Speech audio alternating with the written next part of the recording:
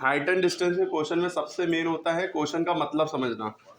Question का मतलब अगर आप समझ गए, फिर उसके बाद अगर आपने डायग्राम बना लिया, ट्रायंगल बना लिया, तो ही आप सॉल्व कर सकते हैं। अगर आप ट्रायंगल नहीं बना पाए, गलत ट्रायंगल बन गया, तो आप गलत करेंगे, चाहे आपको जितने फॉर्मूले याद हो। ठीक, अब इसमें सबसे पहले देखिए, इसकी 2 3 बार 4 बार 5 बार क्वेश्चन पढ़ा करिए, ठीक है, ताकि उसकी हिंदी समझ में आ जाए, वो भी पूरा आखिरी तक पूरा क्वेश्चन पढ़ा करिए।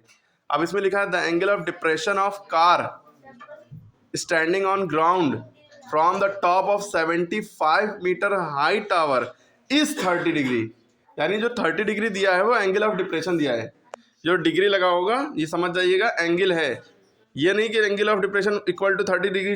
आसान सा क्वेश्चन बना दिया, ऐसा नहीं, घुमाया गया है। एंगल ऑफ डिप्रेशन लिखा शुरू में, लेकिन उसकी वैल्यू कहाँ पे लिखी, नीचे। समझ रहे हैं आप लोग?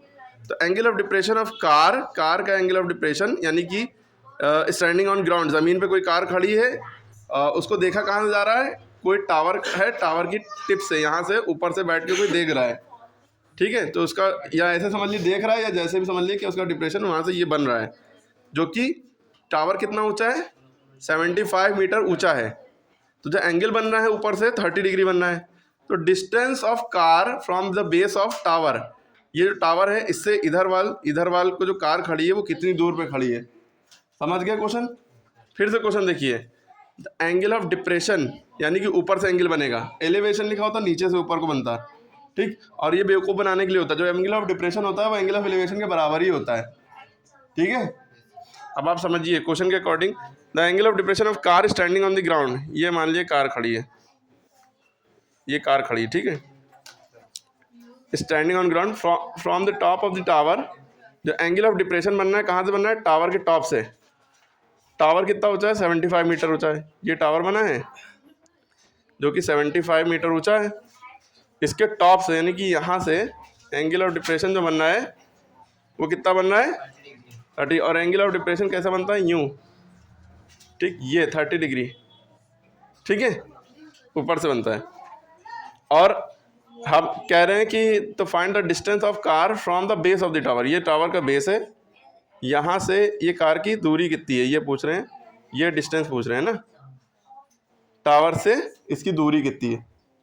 समझ गए आप लोग? एंगल कितना दिया है, जो डिप्रेशन 30 बन रहा था, अब आपको पता है ये एंगल जो होता है जेड फॉर्म में बन रहा है, अल्टरनेट इंटीरियर एंगल, तो ये भी ये 30 है डिप्रेशन, तो एलिवेशन भी 30 हो जाएगा। क्लियर है? आप लोग ये दोनों पूरी लाइन को पूरा यूँ मिला दिएगा, ठीक है। क्लियर होगी बात?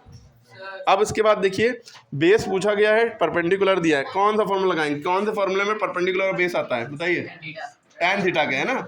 अगर बेस पूछा गया होता और हाइपोटेन्यूज पूछ रहा होता, बेस और सॉरी परपेंडिकुलर हाइपोटेन्यूज की बात हो रही थी, तो sin थीटा का लगता, ठीक है। तो अब यहाँ पे कौन सा लगेगा, बेस, परपेंडिकुलर बेस की बात हो रही है ना, परपेंडिकुलर ये लंब आधार ये कण, तो लंब और आधार की बात हो रही है, तो कौन सा फॉर्मूला लगेगा, tan थीटा का।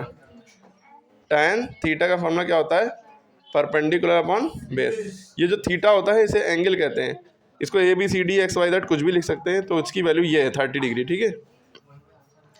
तो tan थीटा की जगह हम क्या रखेंगे, 30 डिग्री, परपेंडिकुलर की वैल्यू 75 है मीटर में, बेस की वैल्यू निकालनी है, बेस की जगह B लिख दिया या X लिख दिया, कोई दिक्कत नहीं।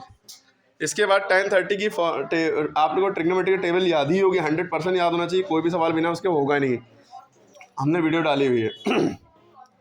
तो tan 30 का फॉर्मूला क्या होता है, 1/√3, आपको याद होना चाहिए, नहीं आता तो अभी रट लिए। और ये 75/B लिखा है, आपको इस B की वैल्यू निकालनी है, तो B को इधर क्रॉस मल्टीप्लाई कर देंगे और इसको इधर क्रॉस मल्टीप्लाई, जब बीच में इक्वल टू लगा होता है तो हम क्रॉस मल्टीप्लाई करते हैं, B 1 × B, 75 × √3, बीच में मल्टीप्लाई छुपा होता है ना, ये B जब 1 से मल्टीप्लाई हुआ तो B आगे डायरेक्ट में कर दिया। अब आप यहीं पे भी छोड़ सकते हैं कि आप 75√3 को जब ऐसे भी करके छोड़ सकते हैं, बीच से मल्टीप्लाई हटा के, और आप बेटर ये है कि आप √3 की वैल्यू रखिए 1.732, फिर 75 को उससे मल्टीप्लाई कर दिए, ठीक है। तो आपका बेस आप यहाँ पे भी छोड़ देंगे तो भी पूरे नंबर मिलेंगे, लेकिन मीटर लिखना ना भूलिएगा, क्योंकि ऊपर मीटर लिखा हुआ है। क्लियर होगी बात? समझ में आया? ये मोस्ट इंपॉर्टेंट है, यूपी बोर्ड एग्जाम के लिए 2024 इस तरह के क्वेश्चन आ सकते हैं, या तो पतंग वाला आएगा, काइट वाला, या ट्री वाला आएगा, ट्री कट के तूफान से गिर जाता है, या एरोप्लेन वाला आएगा, या बोट वाला आएगा, या इस तरह का आएगा, ठीक है।